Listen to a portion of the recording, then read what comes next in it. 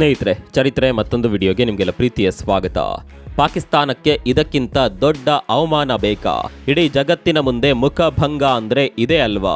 ಒಂದೆಡೆ ಪಾಕಿಸ್ತಾನ ನಾವೇ ದೊಡ್ಡಣ್ಣ, ನಾವು US ಮತ್ತು ಇರಾನ್ ನಡುವೆ ಸಂಧಾನ ಮಾಡ್ತೀವಿ ಅಂತ ಡೋಲು ಬಾರಿಸ್ತಾ ಇತ್ತು.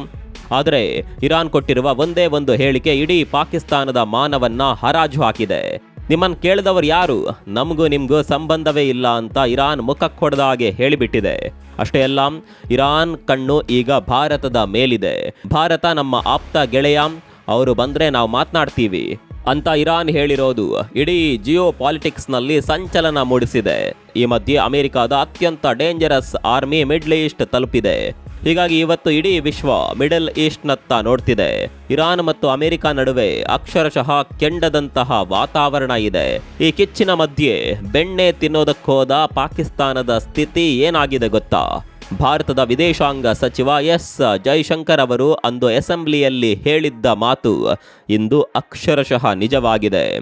ಪಾಕಿಸ್ತಾನದ ಈ ಡಬಲ್ ಗೇಮ್, ಇರಾನ್ನ ಈ ಬಿಗ್ ರಿಜೆಕ್ಷನ್ ಮತ್ತು ಅಮೆರಿಕದ ಆ ಸೀಕ್ರೆಟ್ ಪ್ಲಾನ್, ಇದೆಲ್ಲದರ ಒಳಮರ್ಮವೇನು? ಬನ್ನಿ ಇವತ್ತಿನ ಈ ವಿಡಿಯೋದಲ್ಲಿ ಡೀಟೇಲ್ ಆಗಿ ಅನಾಲಿಸಿಸ್ ಮಾಡೋಣ.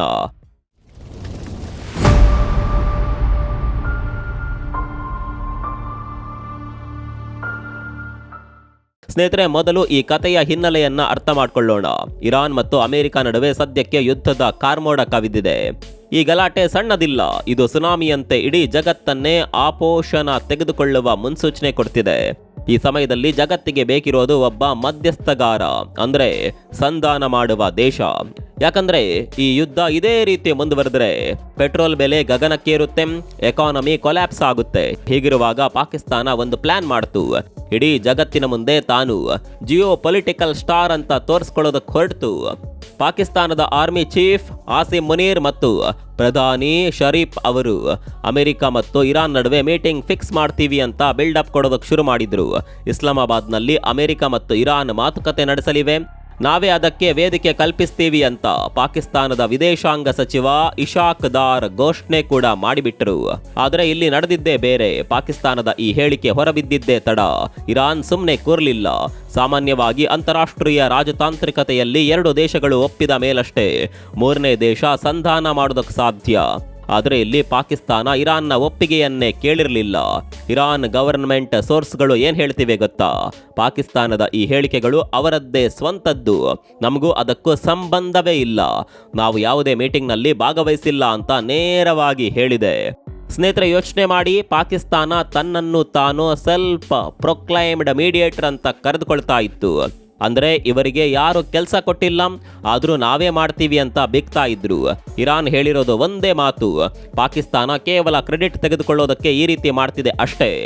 ಪಾಕಿಸ್ತಾನದ ಸ್ಥಿತಿ ಹೇಗಾಗಿದೆ ಅಂದ್ರೆ, ಮನೆಯಲ್ಲಿ ಮದುವೆ ಇರಲಿಲ್ಲ, ಆದ್ರೂ ಇವರು ಪಕ್ಕದ ಮನೆಯವರಿಗೆ ಅಕ್ಷತೆ ಹಂಚಿದ ಹಾಗಾಯಿತು. ಇಲ್ಲಿಂದಲೇ ಅಸಲೇ ಟ್ವಿಸ್ಟ್ ಶುರುವಾಗೋದು. ಪಾಕಿಸ್ತಾನವನ್ನ ರಿಜೆಕ್ಟ್ ಮಾಡಿದ ಇರಾನ್ ಭಾರತದ ಬಗ್ಗೆ ಸಾಫ್ಟ್ ಕಾರ್ನರ್ ತೋರಿಸಿದೆ. ಭಾರತ ನಮ್ಮ ಆಪ್ತ ಮಿತ್ರ, ಸಂಧಾನದ ಮಾತುಕತೆ ನಡೆಯೋದಾದರೆ ಭಾರತ ಬರಲಿ, ನಮಗೆ ಅಭ್ಯಂತರವಿಲ್ಲ ಅಂತ ಇರಾನ್ ಮೂಲಗಳು CNN ನ್ಯೂಸ್ 18ಗೆ ತಿಳಿಸಿವೆ. ನೋಡಿ ಸ್ನೇಹಿತರೆ, ಇದನ್ನೇ ಅನ್ನೋದು ಭಾರತದ ಶಕ್ತಿ ಅಂತ. ಒಂದು ಕಡೆ ಪಾಕಿಸ್ತಾನ ತನ್ನ ಎಕಾನಮಿ ಉಳಿಸಿಕೊಳ್ಳೋದಕ್ಕೆ, ಜಗತ್ತಿನ ಮುಂದೆ ಮರ್ಯಾದೆ ಉಳಿಸಿಕೊಳ್ಳೋದಕ್ಕೆ ಹರಸಾಹಸ ಪಡ್ತಿದೆ. ಆದರೆ ಭಾರತ ಯಾವುದೇ ಸದ್ದು ಗದ್ದಲವಿಲ್ಲದೆ ತನ್ನ ಪ್ರಭಾವವನ್ನು ಹೆಚ್ಚಿಸಿಕೊಳ್ಳುತ್ತಿದೆ. ಇರಾನ್ ಕೂಡ ಅಷ್ಟೇ. ತಾನು ಅಮೆರಿಕದ 15 ಅಂಶಗಳ ಪ್ರಪೋಸಲ್ ಅನ್ನ ಒಪ್ಪಿಲ್ಲ ಅಂತ ಸ್ಪಷ್ಟವಾಗಿ ಹೇಳಿದೆ. ಆದರೆ ಭಾರತದಂತಹ ನ್ಯೂಟ್ರಲ್ ಮತ್ತು ನಂಬಿಕಸ್ಥ ದೇಶ ಬಂದ್ರೆ ಮಾತುಕತೆ ಸಾಧ್ಯ ಅನ್ನುವ ಮುನ್ಸೂಚನೆ ನೀಡಿದೆ. ಒಂದ್ ಕಡೆಯಲ್ಲಿ ಈ ಬೆಳವಣಿಗೆಗಳು ಆಗ್ತಾ ಇದ್ದಂತೆ ಅತ್ತ ಅಮೆರಿಕ ಕೆರಳಿ ಕೆಂಡವಾಗಿದೆ. ಇರಾನ್ ಸಂಧಾನವನ್ನ ರಿಜೆಕ್ಟ್ ಮಾಡ್ತಾ ಇದ್ದಂತೆ ಅತ್ತ ಅಮೆರಿಕ ಸುಮ್ಮನೆ ಕೂತಿಲ್ಲ. ಟ್ರಂಪ್ ಅವರು ಸಾವಿರಾರು ಅಮೆರಿಕನ್ ಪ್ಯಾರಾಟ್ರೂಪರ್ಸ್ಗಳನ್ನ ಮಿಡ್ಲ್ ಈಸ್ಟ್ಗೆ ಕಳಿಸಿದ್ದಾರೆ. ಇವರು ಯಾರು ಗೊತ್ತಾ? ಇವರನ್ನ 82nd ಏರ್ಬೋರ್ನ್ ಡಿವಿಷನ್ ಅಂತ ಕರೀತಾರೆ. ಇವರು ಅಮೆರಿಕದ ಅತ್ಯಂತ ಎಲೈಟ್ ಮತ್ತು ವೇಗವಾಗಿ ದಾಳಿ ಮಾಡುವ ಕೆಪಬಿಲಿಟಿ ಇರುವ ಸೈನಿಕರು. ಜಗತ್ತಿನ ಯಾವುದೇ ಮೂಲೆಗೆ 18 ರಿಂದ 24 ಗಂಟೆಯೊಳಗೆ ಹೋಗಿ ದಾಳಿ ಮಾಡುವ ಶಕ್ತಿ ಇವರಿಗಿದೆ. ಇದು ಕೇವಲ ರೂಟೀನ್ ಚೆಕಪ್ ಅಲ್ಲ ಸ್ನೇಹಿತರೆ. ಅಮೆರಿಕ ಈಗ ಇರಾನ್ ಮೇಲೆ ಗ್ರೌಂಡ್ ಆಪರೇಷನ್ ಅಂದ್ರೆ ಭೂಸೇನೆ ಮೂಲಕ ದಾಳಿ ಮಾಡೋದಕ್ಕೆ ಪ್ಲಾನ್ ಮಾಡ್ತಿರುವ ಮೊದಲ ಹೆಜ್ಜೆ ಇದು. ಟ್ರಂಪ್ ಅವರ ಪ್ಲಾನ್ ಏನ್ ಗೊತ್ತಾ? ಇರಾನ್ನ ಸಕ್ಕರೆ ಬಟ್ಟಲು ಅಂತಾಲೆ ಕರೆಯಲ್ಪಡುವ ಕಾರ್ಗ್ ಐಲ್ಯಾಂಡ್ ಅನ್ನ ವಶಪಡಿಸಿಕೊಳ್ಳೋದು. ಇರಾನ್ನ 90% ಆಯಿಲ್ ಎಕ್ಸ್ಪೋರ್ಟ್ ಆಗೋದು ಇದೇ ದ್ವೀಪದಿಂದ. ಒಂದು ವೇಳೆ ಇದನ್ನ ಅಮೆರಿಕ ಸೀಸ್ ಮಾಡಿದ್ರೆ ಇರಾನ್ ಅಕ್ಷರಶಃ ಬೀದಿಗೆ ಬರುತ್ತೆ. ಇದು ಕೇವಲ ಯುದ್ಧವಲ್ಲ, ಇದು ಇರಾನ್ ಎಕಾನಮಿಯನ್ನೇ ಧ್ವಂಸ ಮಾಡುವ ಮಾಸ್ಟರ್ ಪ್ಲಾನ್. ಈ ಕಾರ್ಗ್ ದ್ವೀಪದ ಬಗ್ಗೆ ನಾವು ಹಿಂದಿನ ವಿಡಿಯೋದಲ್ಲೇ ಡೀಟೇಲ್ ಆಗಿ ವಿವರಿಸಿದ್ದೇವೆ. ಇದೆಲ್ಲ ಸರಿಯಪ್ಪ.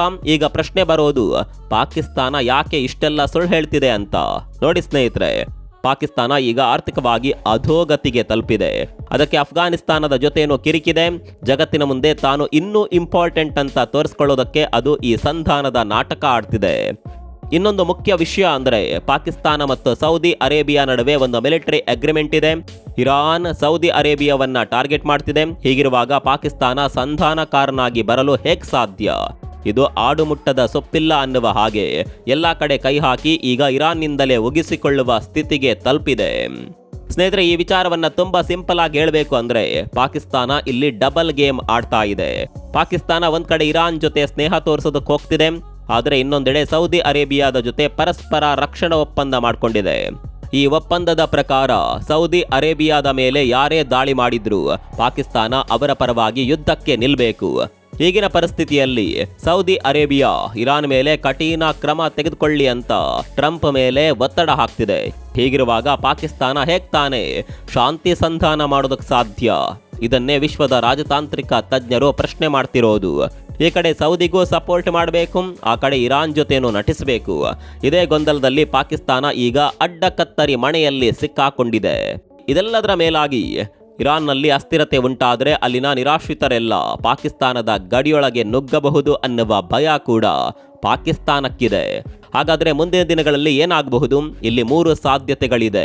ಮೊದಲನೇದಾಗಿ, ಭಾರತ ಮಧ್ಯಪ್ರವೇಶ ಮಾಡಿ ಸಂಧಾನ ಯಶಸ್ವಿಯಾಗಬಹುದು, ಯಾಕಂದರೆ ಇರಾನ್ ಭಾರತಕ್ಕೆ ಗ್ರೀನ್ ಸಿಗ್ನಲ್ ಕೊಟ್ಟಿದೆ.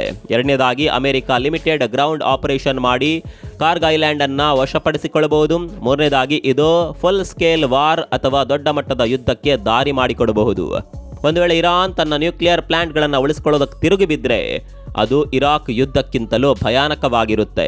ಇದೆಲ್ಲದರ ನಡುವೆ ಟ್ರಂಪ್ ಅವರು ನಾವು ಇರಾನ್ನ ತೈಲವನ್ನ ಸೀಸ್ ಮಾಡ್ತೀವಿ ಅಂತ ಬಹಿರಂಗವಾಗಿಯೇ ಹೇಳ್ತಿದ್ದಾರೆ. ಇರಾನ್ ಕೂಡ ಬನ್ನಿ ನೋಡೋಣ, ನಿಮ್ಮ ಸೈನಿಕರಿಗೆ ನಾವಿಲ್ಲಿ ಸಮಾಧಿ ಕಟ್ತೀವಿ ಅಂತ ಸವಾಲು ಹಾಕ್ತಿದೆ. ಅಂದರೆ ಮಾತುಕತೆಗಿಂತ ಗುಂಡಿನ ಸದ್ದೆ ಜೋರಾಗುವ ಮುನ್ಸೂಚನೆ ಸಿಗ್ತಿದೆ. ಸ್ನೇಹಿತರೆ, ಕೊನೆಯದಾಗಿ, ಅಂತಾರಾಷ್ಟ್ರೀಯ ರಾಜಕೀಯದಲ್ಲಿ ಯಾರು ಶಾಶ್ವತ ಶತ್ರುಗಳಲ್ಲ, ಯಾರು ಶಾಶ್ವತ ಮಿತ್ರರಲ್ಲ. ಇಲ್ಲಿ ಬರೀ ಹಿತಾಸಕ್ತಿಗಳು ಮಾತ್ರ ಮುಖ್ಯ. ಪಾಕಿಸ್ತಾನ ತನ್ನ ಸುಳ್ಳಿನಿಂದಾಗಿ ಜಗತ್ತಿನ ಮುಂದೆ ನಗೆ ಪಾಟಲಿಗೀಡಾಗಿದೆ.